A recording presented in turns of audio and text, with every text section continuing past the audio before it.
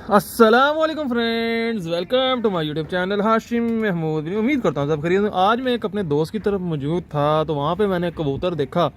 तो उस कबूतर हाथ में आया तो मेरे कुछ दिमाग में घंटियाँ टन टन टन टन बजी हैं। तो मैंने कहा आपको मैं उस कबूतर का शौक करवाता हूँ। कुछ मेरे भी जो पहले थे कुछ एनालिसिस थे कबूतरों के हवाले से, कुछ जो मेरी इन्फॉर्मेशन थी, जब वक्त गुजरा उसमें बेहतरी आई, इंप्रूवमेंट आई और मैंने बहुत सी नई चीज़ें सीखी।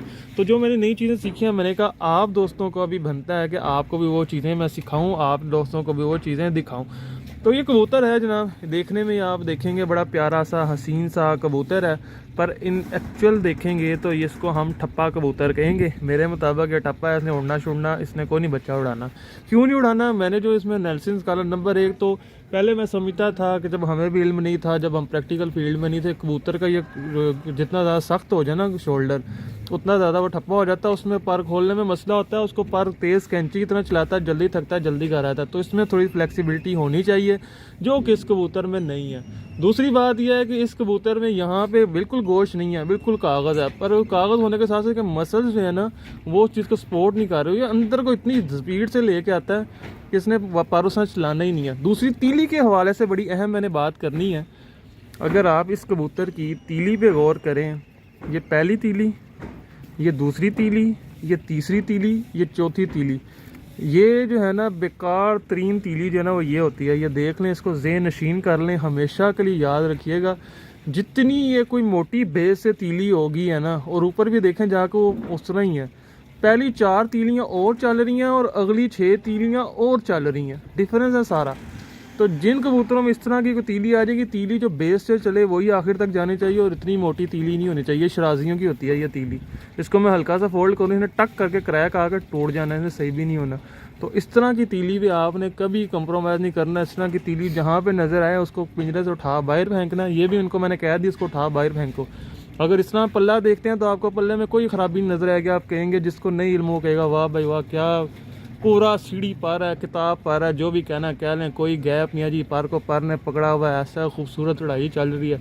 पर जब हम तीली की तरफ आते हैं तो इतनी ज़्यादा हार्डनेस आ गई है कि वो बेकार हो जाता है।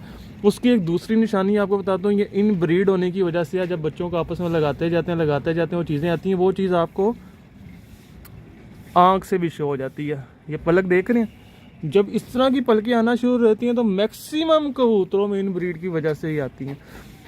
ये कुछ चीज़ें हैं जो कि इस कबूतर में मैंने देखी हैं, मैंने आपको बताने की कोशिश की है। ये दूसरी तरफ से भी देखें, पहले 4 परों की तीली और है, आगे फिर और चल रही है। तो इस तरह की तीली अगर आप भी कभी देखें, कहीं देखें, उसको आपने रिजेक्ट करना है, अपने कबूतरों में नहीं डालना। ये आपकी इन्फॉर्मेशन के लिए वीडियो थी। अगर इसमें कुछ कमी बेशी होगी हो तो आपने मुझे ज़रूर बताना। और एक और चीज़, तीली की शेपों में भी फ़र्क है। बाहर की 4 और तरह से चल रही हैं, अंदर की 6 और तरह से चल रही हैं।